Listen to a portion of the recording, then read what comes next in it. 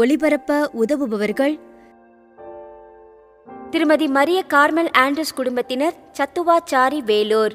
திரு Andrews Chandrasekaran இவரின் ஆன்ம இலைப்பாற்றிக்காகவும் குடும்பத்திற்கு இறைவன் செய்த அனைத்து நன்மைகளுக்கு நன்றியாகவும் குடும்ப கருத்துக்கள் நிறைவேற வேண்டியும் குடும்ப ஒற்றுமைக்காகவும் மற்றும் குடும்பத்தினருக்கு நல்ல உடல் உள்ள சுகம் கிடைக்கவும் வேண்டி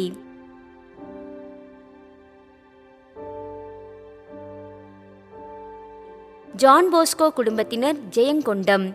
புஷ்பம், ஜான் பிரிட்டோ இவர்களின் ஆன்ம இலைப்பாற்றிக்காக வேண்டி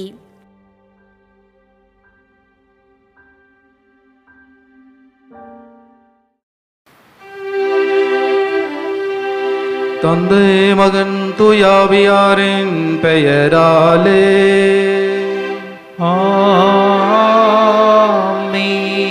நம் தந்தையாகிய கடவுளிடமிருந்தும் ஆண்டவராகிய இயேசு கிறிஸ்துவிடமிருந்தும் அருளும் அமைதியும் உங்கள் அனைவரோடும் இருப்பதாக. உம்மான்மாவோடும் இருப்பதாக. சகோதர சகோதரிகளே, தூய மறை நிகழ்வுகளை கொண்டாட நாம் தகுதி பெறும் பொருட்டு நம் பாவங்கள், குற்றங்கள், பலவீனங்கள், நம்முடைய ஊன் இயல்புகள் இவற்றிற்காக மனவருந்தி ஆண்டவரிடத்திலே நாம் மன்னிப்பு வேண்டுவோம். எல்லாம் வல்ல இறைவனிடமும் சகோதர சகோதரிகளே உங்களிடமும் நான் பாவியனை ஏற்றுக்கொள்கிறேன்.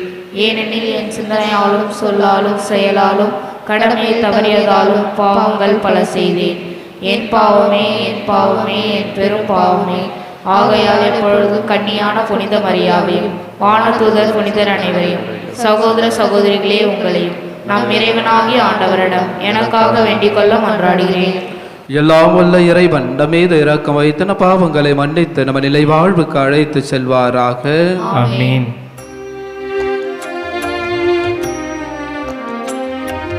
ஆண்டவரே இரக்கமாயிரும்.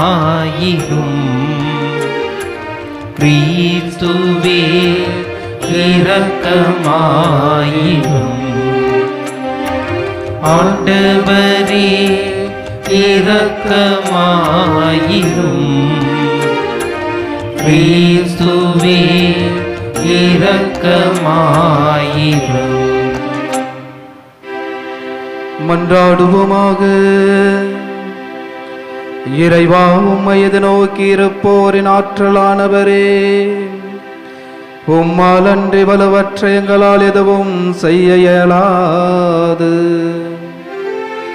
எனவே உம் கட்டளைகளை நிறைவேற்றி எங்கள் விருப்பத்தாலும் செயலாலும் உமக்கு உகந்தவர்களாகிட உமது அருளை, உதவியை கனிவுடன் எங்களுக்கு என்றும் அருள்வீராக. உமோடும் தூயாவியாரின் ஒன்றிப்பில் இறைவனாய் என்றென்று வாழ்ந்து ஆட்சி செய்கின்ற எங்கள் ஆண்டவரும் இயேசு கிறிஸ்து வழியாக உம்மை மன்றாடுகின்றோம். ஆமென். முதல் வாசகம். அரசர்கள் முதல் நூலிலிருந்து வாசகம். அதிகாரம் 21, திருவசனங்கள் 1 முதல் 16 முடிய. அந்நாட்களில் இஸ்ரேலனாகிய நாபோத்துக்கு இஸ்ரேலில் சமாரிய அரசன் ஆகாபின் அரண்மனை அருகில் ஒரு திராட்சை தோட்டம் இருந்தது. ஆகாபு நாபோத்திடம், உன் திராட்சை தோட்டம் என் அரண்மனை அருகில் இருப்பதால் நான் அதை காய்கறி தோட்டமாக்கும்படி என்னிடம் கொடுத்துவிடு. அதற்கு பதிலாய் அதைவிட நல்ல திராட்சை தோட்டத்தை உனக்கு தருவேன். உனக்கு விருப்பமானால் அதன் விலையை வெள்ளியாக தருகிறேன் என்றான். அதற்கு நாபோத்து ஆகாபிடம், என் மூதாதையரின் உரிமை சொத்தை நான் உமக்கு கொடாதவாறு ஆண்டவர் என்னை காப்பாராக என்றான். என் மூதாதையரின் உரிமை சொத்தை உமக்கு கொடுக்க மாட்டேன் என்று இஸ்ரேலனாகிய நாபோத்து தன்னிடம் சொன்ன வார்த்தைகளை முன்னிட்டு ஆகாபு ஆத்திரத்துடனும் கோபத்துடனும் தன் அரண்மனைக்கு வந்தான். முகத்தை திருப்பிக் கொண்டு தன் கட்டிலில் படுத்து கிடந்தான். உணவருந்த மறுத்துவிட்டான். அப்போது அவனுடைய மனைவி இசபேல் அவனிடம் வந்து, நீர் ஏன் மனம் சோர்ந்திருக்கிறீர்? ஏன் உணவருந்தவில்லை என்று அவனை கேட்டாள். அதற்கு அவன் அவளிடம், நான் இஸ்ரேலியனாகிய நாபோத்திடம் பேசினேன். உன் திராட்சை தோட்டத்தை அதற்கான வெள்ளிக்கு எனக்கு கொடுத்துவிடு. உனக்கு விருப்பமானால் அதற்கு பதிலாக வேறு திராட்சை தோட்டத்தை தருவேன் என்றேன்.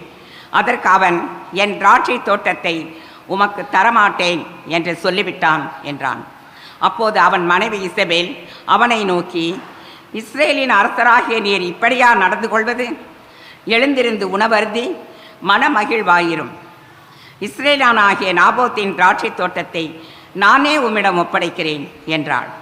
எனவே அவள் ஆகாபின் பெயரால் மடல்கள் எழுதி அவற்றில் அவனது முத்திரையை பொறித்து அம்மடல்களை நாபோத்துடன் நகரில் குடியிருந்த பெரியோருக்கும் உயர்குடி மக்களுக்கும் அனுப்பினாள்.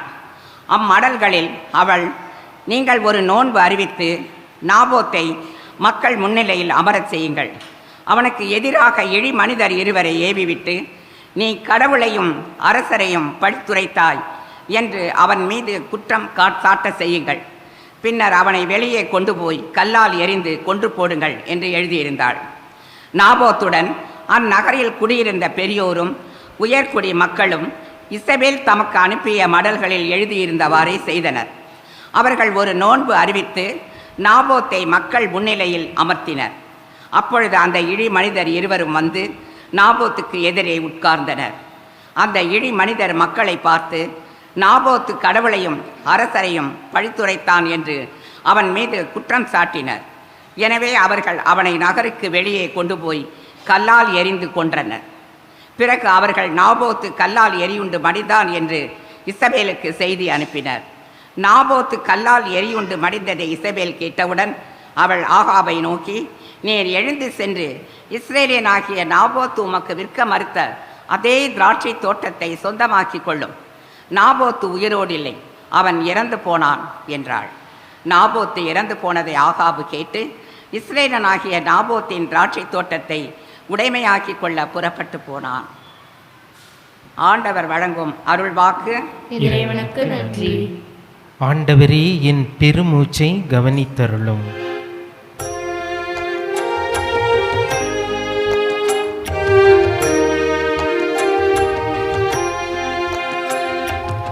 ஆண்டவரே, என் பெருமூச்சை கவனித்தருளும். ஆண்டவரே, என் பெருமூச்சை கவனித்தருளும். ஆண்டவரே, என் விண்ணப்பத்திற்கு செவி சாய்த்தருளும். என் பெருமூச்சை கவனித்தருளும். என் அரசரே, என் கடவுளே, என் கெஞ்சும் குரலை உற்று கேளும். ஏனெனில் நீர் பொல்லாங்கை பார்த்து மகிழும் இறைவன் இல்லை. உமது முன்னிலையில் தீமைக்கு இடமில்லை. ஆண்டவரே, என் பெருமூச்சை கவனித்தருளும். ஆண்டவரே, என் பெருமூச்சை கவனித்தருளும்.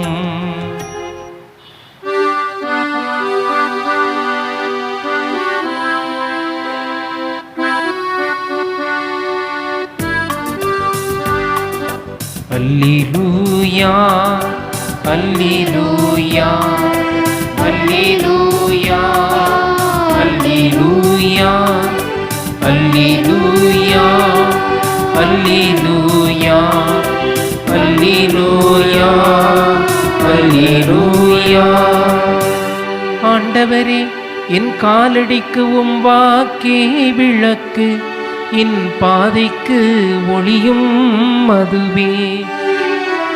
அல்லேலூயா, அல்லேலூயா, அல்லேலூயா, அல்லேலூயா. ஆண்டவர் உங்களோடு இருப்பாராக. உம் ஆன்மாவோடும் இருப்பாராக. மத்தேயு எழுதிய தூய நற்செய்தியிலிருந்து வாசகம். ஆண்டவரே, மாட்சி உமக்கே. புனித மத்தேயு எழுதிய நற்செய்தி அதிகாரம் 5 இறை வார்த்தைகள் 38 முதல் 42 முடிய. அக்காலத்தில் இயேசு தம் சீடரை நோக்கி கூறியது, கண்ணுக்கு கண் பல்லுக்கு பல் என்று கூறப்பட்டிருப்பதை கேள்விப்பட்டிருக்கிறீர்கள். ஆனால் நான் உங்களுக்கு சொல்கிறேன், தீமை செய்பவரை எதிர்க்க வேண்டாம். மாறாக உங்களை வலக்கன்னத்தில் அறைபவருக்கு மறு கன்னத்தையும் திருப்பி காட்டுங்கள். ஒருவர் உங்களுக்கு எதிராக வழக்கு தொடுத்து உங்கள் அங்கியை எடுத்துக்கொள்ள விரும்பினால் உங்கள் மேலாடையையும் அவர் எடுத்துக்கொள்ள விட்டுவிடுங்கள். எவராவது உங்களை ஒரு கல் தொலை வர கட்டாயப்படுத்தினால் அவரோடு 2 கல் தொலை செல்லுங்கள். உங்களிடம் கேட்கிறவருக்கு கொடுங்கள், கடன் வாங்க விரும்புகிறவருக்கு முகம் கோணாதீர்கள். ஆண்டவரின் அருள்வாக்கு. கிறிஸ்துவே உமக்கு புகழ். இன்றைய இறைவனுடைய வார்த்தைகளை நாம் சற்று கேட்கின்ற பொழுது, சிந்திக்கின்ற பொழுது, நாம் இறைவனுக்கு எப்படிப்பட்ட ஒரு மனிதர்களாக நாம் வாழ்ந்து கொண்டிருக்கிறோம் என்பதை நாம் சற்று சிந்தித்து பார்க்க வேண்டும். இறைவன் மனித சாயலில் படைக்கப்பட்டவர். அந்த மனித சாயலில் உருவான அவருடைய மனநிலைகளை, அவருடைய வாழ்வை பார்க்கின்ற பொழுது நாம் அவருடைய சாயலாக படைக்கப்பட்டவர்கள். அவருடைய கட்டளைகளை நமக்கு அவருடைய கட்டளைகளால் நாம் அலங்கரிக்கப்பட்டவர்கள். அவருடைய அன்பு சொற்களால் நாம் வாழக்கூடிய ஒரு முயற்சிகளை எடுக்கக்கூடிய நம்முடைய வாழ்க்கையை நாம் எப்படி இறைவனுடைய வாழ்வுக்கும் இறைவனுடைய சிந்தனைக்கும் உட்பட்டவர்களாக நம்மால் வாழ முடிகிறது என்பதை நாம் சற்று சிந்தித்து பார்க்க வேண்டும். எனவேதான் இறைவன் நமக்கு மோசேயினுடைய சட்டத்தை நமக்கு எடுத்து காண்பிக்கிறார். அந்த காலத்தில் இவர்களுடைய வாழ்க்கை, மனிதனுடைய வாழ்க்கை, கடவுளுக்கு எதிரான ஒரு வாழ்க்கை எவ்வாறாக செயல்பட்டது, அந்த செயல்பட்டதன் வாழ்க்கையை அவர்கள் எவ்வாறு மீறக்கூடியவர்களாக, புறக்கணிக்கக்கூடியவர்களாக வாழ்கிறார்கள் என்பதை நமக்கு எடுத்து ஏன்புகிறது. எனவே மனிதனுடைய வாழ்க்கை இறைவனுக்கு எதிரான ஒரு செயல் திட்டத்தில் ஈடுபடுகின்ற பொழுது அவர் மோசேயின் வழியாக இந்த சட்டத்தை நமக்கு கொடுக்கிறார். கண்ணுக்கு கண், பல்லுக்கு பல் என்று சொல்கிறார். அடிக்கின்றவர்களை அடிக்க வேண்டும் என்று சொல்கிறார். கை வெட்டுகின்றவர்களை கை வெட்ட வேண்டும் என்று சொல்கிறார். ஏனென்றால் மனிதனுடைய மனநிலை மோசமான ஒரு மனநிலையாக மாறிய பொழுது அது ஒரு விகாரமான ஒரு வாழ்க்கையை கொடுத்ததன் பயனாக இறைவன் கடவுள் தன்னுடைய மோயிசன் வழியாக வெளிப்படுத்துகின்ற ஒரு சட்டத்தை தான் இங்கு நாம் பார்க்கிறோம். எனவே இயேசு கடவுளால் அனுப்பப்பட்ட பொழுது அந்த இறை சட்டத்தை, இறை நம்பிக்கையை ஒருபடி மேலாக உயர்த்தி, அது எந்த அளவுக்கு உயர்த்துகிறார் என்று பார்க்கின்ற பொழுது, நாம் தீமை செய்வோருக்கு எதிர்க்க வேண்டாம், நம்முடைய மன்னிப்பை கொடுக்க வேண்டும், நாம் அன்பு செய்ய வேண்டும் என்பதை இறைவன் ஒருபடி மேலாக தன்னுடைய மகனையே உலகிற்கு அனுப்புகின்ற பொழுது அதை நமக்கு எடுத்து காண்பிக்கிறார். எனவே இயேசுவுக்கு பிரியமான அன்பு சகோதர சகோதரிகளே, நாம் இன்றைய கால சூழ்நிலைகளில் நம்முடைய எண்ணங்கள், இவர் எனக்கு பாவம் செய்து விட்டார், இவர் எனக்கு பழி செய்து விட்டார், எனவே நான் இவரை பழி வாங்க வேண்டும், இவருக்கு எதிராக நாம் பாவம் செய்ய வேண்டும் என்ற மனநிலைகளோடு, சிந்தனைகளோடு நம்முடைய வாழ்க்கை வாழுகின்ற பொழுது உண்மையிலேயே நாம் இறைவனுடைய அந்த நிறைவான நிலையான ஒரு வாழ்வை பெற முடியாதவர்களாக நாம் வாழ்ந்து கொண்டிருக்கிறோம். உதாரணமாக நாம் பார்க்கிறோம், ஏழை லாசர் பணக்காரருடைய வாழ்க்கையை பார்க்கின்ற பொழுது அதிகமான செல்வங்களை வைத்திருக்கிறார், உணவுகளை வைத்திருக்கிறார். அந்த ஏழை லாசர் அந்த மேசையின் கீழ் விழுகின்ற நெற்றுகளால், அந்த துண்டுகளால் தன்னுடைய வயிற்றை நிரப்பிக் கொள்கிறார். ஏன் அவரால் கொடுக்க முடியவில்லை? ஏன் அவரால் அன்பு செய்யப்பட முடியவில்லை? அவரும் இறக்கிறார், இவரும் இறக்கின்ற பொழுது நான் பாவம் செய்து விட்டேனே என்ற ஒரு கண்ணோட்டத்திற்கு தள்ளப்படுகின்ற பொழுது, ஆண்டவரே என்னை மீண்டும் அனுப்புங்கள், எனக்கு 5 சகோதர சகோதரிகள் இருக்கிறார்கள், அவர்களுக்கும் நான் இதை தெளிவுபடுத்த வேண்டும் என்று சொல்கின்ற பொழுது, நீ போனாலும் அவர்கள் நம்ப மாட்டார்கள் என்று சொல்வார். எனவே நாமும் இந்த மண்ணுலகில் வாழ்கின்ற பொழுது நம்முடைய மனநிலைகள் எப்படிப்பட்டதாக இருக்கிறது? பழி வாங்குகின்ற ஒரு மனநிலையாக இருக்கிறதா? பிறருக்கு கொடுக்கக்கூடிய ஒரு மனநிலை இருக்கிறதா? பிறருக்கு கொடுக்கக்கூடாது என்ற ஒரு மனநிலைகளோடு வாழ்கிறோமா என்பதை நாம் சற்று சிந்தித்து பார்க்க வேண்டும். அதை தான் இறைவன் நமக்கு அடிப்படையாக கொடுக்கிறார். என்னுடைய அன்பின் கட்டளைகளை கடைபிடித்து வாழுங்கள் என்று சொல்கிறார். எனவேதான் அவருடைய அன்பின் கட்டளைகள் அன்பு செய்ய வேண்டும், இறைவனை அன்பு செய்ய வேண்டும், உன்னை நீ அன்பு செய்ய வேண்டும், உன்னை நீ அன்பு செய்வது போல பிறரையும் நீ அன்பு செய்ய வேண்டும் என்பதை நமக்கு தெளிவுபடுத்துகிறார். எனவே கிறிஸ்து எந்த அளவுக்கு தன்னுடைய வாழ்க்கையை முழுமையாக முற்றிலுமாக கொடுக்கக்கூடிய ஒரு மனிதராக மாறுகிறார் என்று பார்க்கின்ற பொழுது நாம் பார்க்கிறோம். லூக்கா நற்செய்தியிலே சக்கேயுடைய வாழ்க்கையை பார்க்கின்ற பொழுது ஆண்டவர் இயேசு முற்றிலுமாக அவருடைய வாழ்க்கையை புனிதப்படுத்துவதை நாம் பார்க்கிறோம்.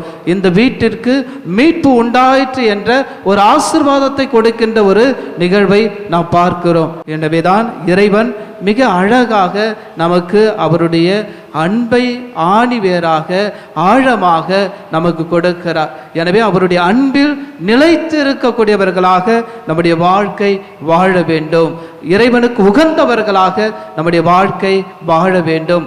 ஒருவருக்கும் இவர் எனக்கு பாவம் செய்து விட்டார், நானும் இவருக்கு பாவம் செய்ய வேண்டும் என்ற மன கண்ணோட்டத்தோடு வாழ்கின்ற உங்களுடைய சிந்தனைகளை ஆண்டவர் இயேசு நம்மை புனிதப்படுத்த வேண்டும் என்று கேட்கிறார்.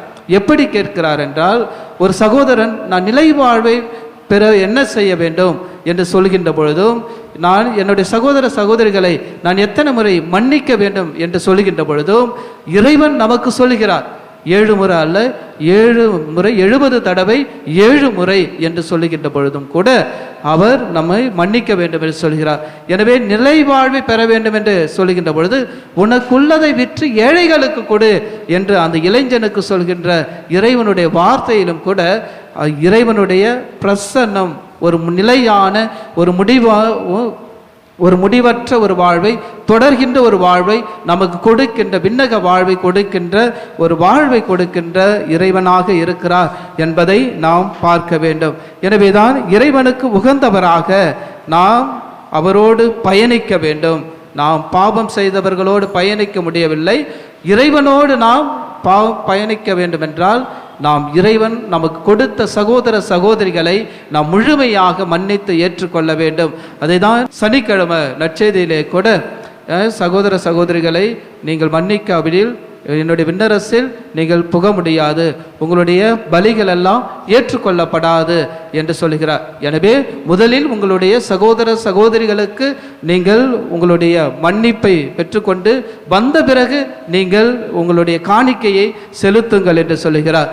எனவே நம்மோடு வாழ்கின்றவர்களுக்கு நம்முடைய பகைமையை கொடுப்பதாக அல்ல, நம்முடைய அன்பை கொடுக்கக்கூடியவர்களாக இருக்க வேண்டும். நம்முடைய வெறுப்பை கொடுப்பதற்காக அல்ல, நம்முடைய இரக்கத்தை கொடுக்கக்கூடியவர்களாக இருக்க வேண்டும். நம்முடைய உதவிகளை கொடுக்கக்கூடியவர்களாக இருக்க வேண்டும். அதை தான் ஆண்டவர் இயேசு மிக ஆழமாக நமக்கு கொடுக்கிறார். எனவே நீங்கள் கொடுக்கின்ற பொழுது நீங்கள் எந்த அளவுக்கு கொடுக்கிறீர்களோ அதே கொடுக்கின்றதை நீங்கள் பெற்றுக்கொள்வீர்கள் என்று சொல்லுகிறார். எனவே இறைவனுக்கு உகந்தவர்களாக வாழ்வதற்கு இறைவன் கொடுத்த அன்பு, ஆசீர்வாதம், நம்முடைய திறமைகள், நம்முடைய வாழ்க்கைகள், இவைகளை நாம் மையப்படுத்தி வாழ்கின்ற பொழுது, நாம் படித்தவைகளை வைத்து மையப்படுத்தி வாழ்ந்தோம் என்றால் நிச்சயமாக ஒருவரோடு ஒருவர் பயணிக்க முடியாது, ஒருவருக்கொருவர் உதவி செய்ய முடியாது என்பதை நாம் புரிந்து கொள்ள வேண்டும். எனவே இறைவன் கொடுத்த அன்பின் சாட்சிகளாக உங்களுடைய வாழ்க்கையை புனிதப்படுத்தி கொள்ளுங்கள். இறைவன் கொடுத்த மன்னிப்பின் வழியாக உங்களுடைய வாழ்வை புனிதப்படுத்திக் கொள்ளுங்கள். இறைவன் கொடுத்த இரக்கத்தின் வழியாக உங்களுடைய வாழ்க்கையை புனிதப்படுத்திக் கொள்ளுங்கள். இறைவன் கொடுத்த உதவி என்ற நற்கொடை வழியாக பிறருக்கு உதவி செய்து வாழுங்கள். எனவே இறைவனுக்கு நாம் உகந்தவர்களாக வாழ இந்த தெய்வீக திருப்பலியில நம்முடைய பாவங்கள், தலையான பாவங்களை விட்டுவிட்டு இறைவனுடைய புண்ணியங்களை நம்முடைய வாழ்க்கையாக அணிந்து கொண்டு இறைவனுக்கு உகந்தவர்களாக வாழ தெய்வீக திருப்பலியிலே தொடர்ந்து மன்றாடுவோம். ஆமென்.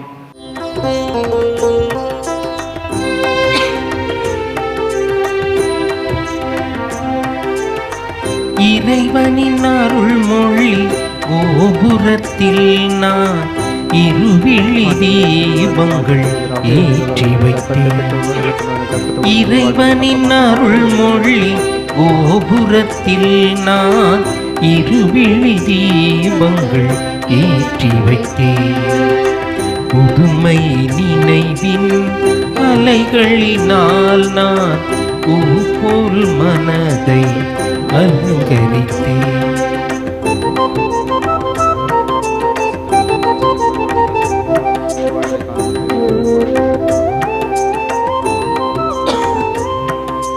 சகோதர சகோதரிகளே, என்னுடையது உங்களுடையதுமான இவ்வழி எல்லா வல்ல தந்தையாக இறைவனுக்கு ஏற்றதாகபடி மன்றாடுங்கள். ஆண்டவர் தமது பெயரின் புகழ்ச்சிக்காகவும் ஆட்சிக்காகவும் நமது நன்மைக்காகவும் புனித திரு அவையின் அனைத்து நன்மைக்காகவும் உமது கையின்றி பலியை ஏற்றுக்கொள்வாராக.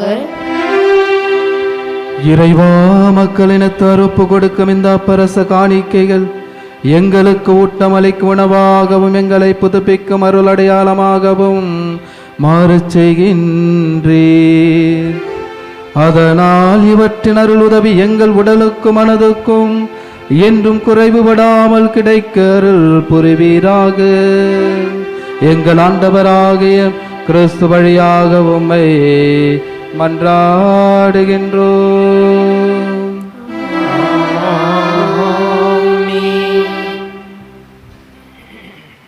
ஆண்டவர் உங்களோடு இருப்பாராக. உம்மான்மாவோடு இருப்பாராக. இதயங்களையே மேலே எழுப்புங்கள். ஆண்டவரிடம் எழுப்பியுள்ளோம். நம் இறைவனாகிய ஆண்டவருக்கு நன்றி கூறுவோம். அது தகுதியும் நீதியும் ஆனதே.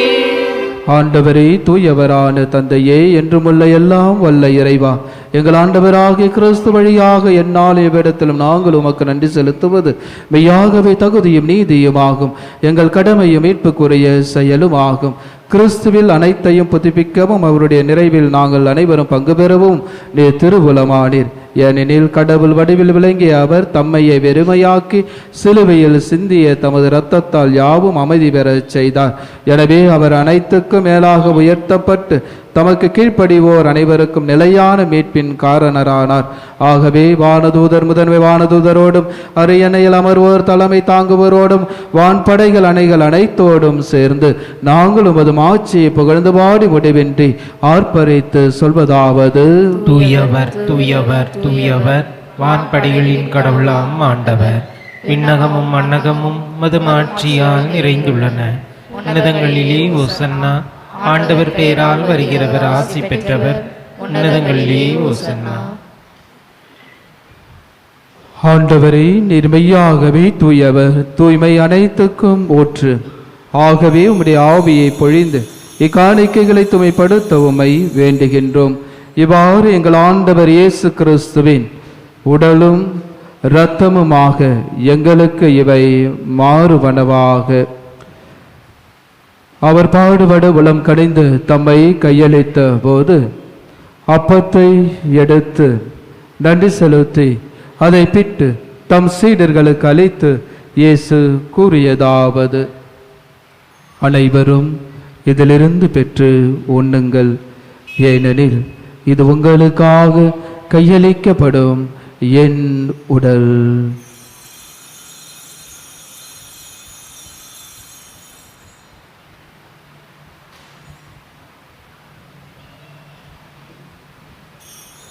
அவ்வனமே இரவு விருந்தை அருந்திய பின் கிண்ணத்தையும் எடுத்து மீண்டும் உமக்கு நன்றி கூறி தம் சீடர்களுக்கு அழைத்து இயேசு கூறியதாவது: அனைவரும் இதிலிருந்து பெற்று பருகுங்கள், ஏனெனில் இது புதிய நிலையான உடன்படிக்கைக்குரிய என் இரத்தத்தின் கிண்ணம்.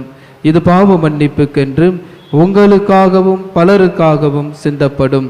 இதை நினைவாக செய்யுங்கள்.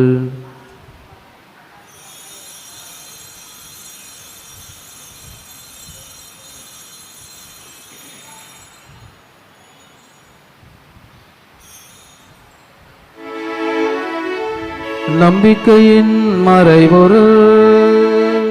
ஆண்டவரே, நீர் வருமளவும் உமது இறப்பினை அறிக்கையிடுகின்றோ, உமது உயிர்ப்பினையும் எடுத்துரைக்கின்றோ. ஆகவே ஆண்டவரே, நாங்கள் கிறிஸ்துவின் இறப்பினை உயிர்ப்பினை நினைவு கூர்ந்து வாழ்வு தரும் அப்பத்தையும் மீட்பளிக்கும் கிண்ணத்தையும் உமக்கு ஒப்புக் கொடுக்கின்றோம். உம் திருமுன் நமக்கு ஊழியம் புரிய தகுந்தவர்களை ஏற்றுக்கொண்டீர். எனவே உமக்கு நன்றி செலுத்துகின்றோம். மேலும் கிறிஸ்துவின் உடலின் இரத்தத்திலும் பங்கு கொள்ளும் எங்களை தூய ஆவியார் ஒன்று சேர்க்க வேண்டும் என உம்மை தாழ்மையுடன் மன்றாடுகின்றோம். ஆண்டவரே, உலகெங்கும் பரவேறும் உமது திரு அவையை நினைவு கூர்ந்தருளும். எங்கள் திரு தந்தை பிரான்சிஸ், எங்கள் ஆயர் மேதகு ஜார்ஜ் ஆண்டகை, எல்லா திருநீராக அனைவரோடு உமது திரு அவை அன்பில் நிறைவு பெற செய்தருளும். ஆண்டவரே, தெய்வீக திருப்பலியிலே ஒப்புக்கொடு ஜெபிக்கின்ற கருத்துக்களுக்காகவும் விண்ணப்பத்திற்காகவும் கூடி ஜெபிக்கின்ற பிள்ளைகளையும் உம்முடைய ஆசிராலும் அருளாலும் நிரப்புவீராக. மேலும் உயிர்த்தெழுமித நோக்கில் தொழில் கொள்ளும் எங்கள் சகோதர சகோதரிகளையும் தெய்வீக திருப்பலியில் ஒப்புக்கொடு ஜெபிக்கின்ற ஆன்மாக்கள், நம்முடைய குடும்பங்களில் இருந்து போன அனைத்து ஆன்மாக்கள், யாரும் இணையாத ஆத்மாக்கள், உத்தரகிற ஸ்தலத்தில் இருக்கிற ஆத்மாக்களுக்காகவும் சிறப்பாக மன்றாடுவோம். இறந்தோர் அனைவரையும் இரக்கத்துடன் நினைவு கூர்ந்து முது திருமுக ஒளியினுள் ஏற்றருளும். எங்கள் அனைவர் மீதும் இரக்கமாயிரும். கடவுளின் கன்னித்தாயான புனித மரியா, அவருடைய கணவரான புனித யோசேப்பு, புனித திருத்தூதர்கள், இவ்வுலகில் உமக்கு உகந்தவராய் இருந்தோராகிய புனிதர் அனைவருடனும் நாங்கள் நிலை வாழ்வில் பங்கு கொள்ளும் தகுதி பெறும் பொருட்டு உம் திருமகன் இயேசு கிறிஸ்து வழியாக உம்மை புகழ்ந்தேத்த வரமருள உம்மை மன்றாடுகின்றோம்.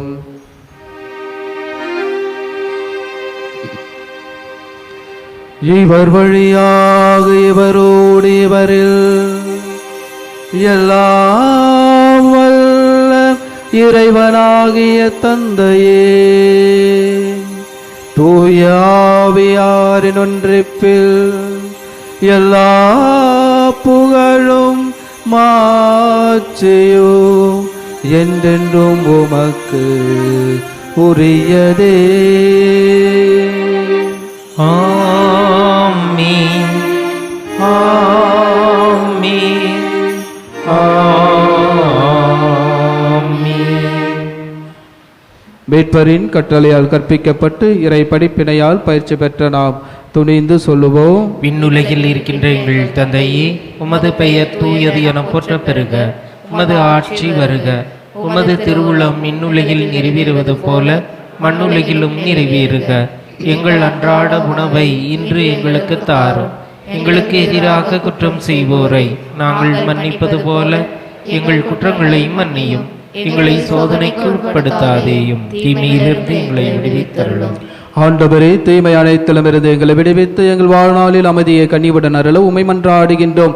உமது இரக்கத்தின் உதவியால் நாங்கள் பாவத்திலிருந்து எப்பொழுதும் விடுதலை பெற்று நாங்கள் யாதொரு கலக்கமுமின்றி நலமாய் இருப்போமாக. நாங்கள் எதிர்நோக்கி இருக்கும் பேரின்பத்துக்காகவும் மீட்பராகிய இயேசு கிறிஸ்துவின் வருகைக்காகவும் காத்திருக்கின்றோம். ஏனெனில் ஆட்சியும் வல்லமையும் ஆட்சியும் என்றென்றும் உமதே. ஆண்டவரே இயேசு கிறிஸ்துவே, அமைதியை உங்களுக்கு விட்டு செல்கிறேன், என் அமைதியை உங்களுக்கு அளிக்கிறேன் என்றும் திருத்தூதர்களுக்கு மொழிந்தீரே. எங்கள் பாவங்களை பெறாமல் உமது திரு அவையின் நம்பிக்கையை கண்ணோக்கி உமது திருவுளத்துக்கு ஏற்பதற்கு அமைதியை ஒற்றுமையும் அளித்தருள திருவுளம் கொள்வீராக. என்றென்று வாழ்ந்து ஆட்சி செய்கின்றவர் நீரே. ஆமென். ஆண்டவருடைய அமைதி உங்கள் அனைவரோடும் என்றும் இருப்பதாக. ஆன்மாவோடும் இருப்பதாக. இந்த ஆண்டவர் இயேசு தருகின்ற அமைதியை ஒருவரோடு ஒருவர் மகிழ்ச்சியோடு பகிர்ந்து கொள்வோம். அமைதி. உலகின் பாவங்களை போக்கும் இறைவனின் செம்மறியே, எங்கள் மேல் இரக்கமாயிரும். உலகின் பாவங்களை போக்கும் இறைவனின் செம்மறியே, எங்கள் மேல் இரக்கமாயிரும். உலகின் பாவங்களை போக்கும் இறைவனின் செம்மறியே, எங்களுக்கு அமைதியை அளித்தருளும். இதோ நம் ஆண்டவர் இயேசு கிறிஸ்து உங்களுள் பகைமை உணர்வு இல்லாமல் அன்பு உறவோடு வாழ நம்மை அழைக்கிற கிறிஸ்து. இதோ இறைவனின் செம்மறி, இது உலகின் பாவங்களை போக்குபவர். செம்மறியின் விருந்துக்கு அழைக்கப்பெற்ற நம் அனைவரும் பேறு பெற்றோர். ஆண்டவரே, நீரின் இல்லத்தில் எழுந்திருள்ள நான் தகுதியற்றவன், ஆனால் ஒரு வார்த்தை மட்டும் சொல்லியிருளும், எனது ஆன்மா நலமடையும். கிறிஸ்துவின் திருவிடத்தில் ரத்தம் நம்மை காத்து நன்றி கூறி மன்றாடுவோமாக. ஆண்டவரே, நாங்கள் உட்கொண்ட உமது திருவுணவு நம்பிக்கையாளர் உம்மில் ஒன்றித்திருப்பதை குறித்து காட்டுகின்றது. அதுபோல உமது திரு அவையிலும் நாங்கள் ஒற்றுமையை அது விளைவிப்பதாக. எங்கள் வாழ்வுக்கும் அது துணை நிற்பதாக. எங்கள் ஆண்டவராகிய கிறிஸ்து வழியாக உம்மை மன்றாடுகின்றோம். ஆமென். ஆண்டவர் உங்களோடு இருப்பாராக. உம் ஆன்மாவோடும் இருப்பாராக. எல்லாம் வல்ல இறைவன் தந்தை மகன் தூயாவியார் உங்கள் அனைவரையும் நிறைவாக ஆசீர்வதிப்பாராக. ஆமென். இறைவனுடைய அன்பின் பிள்ளைகளாக வாழ சென்று வாழுங்கள். திருப்பலி நிறைவு பெற்றது. இறைவனுக்கு நன்றி. திருப்பலி ஒளிபரப்ப உதவியவர்கள்: திருமதி மரிய கார்மல் ஆண்ட்ரூஸ் குடும்பத்தினர், சத்துவாச்சாரி வேலூர். திரு ஆண்ட்ரூஸ் சந்திரசேகரன் இவரின் ஆன்ம இலைப்பாற்றிக்காகவும் குடும்பத்திற்கு இறைவன் செய்த அனைத்து நன்மைகளுக்கு நன்றியாகவும், குடும்ப கருத்துக்கள் நிறைவேற வேண்டியும், குடும்ப ஒற்றுமைக்காகவும் மற்றும் குடும்பத்தினருக்கு நல்ல உடல் உள்ள சுகம் கிடைக்கவும் வேண்டி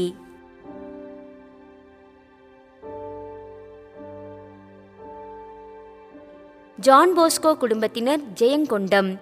புஷ்பம், ஜான் பிரிட்டோ இவர்களின் ஆன்ம இலைப்பாற்றிக்காக வேண்டி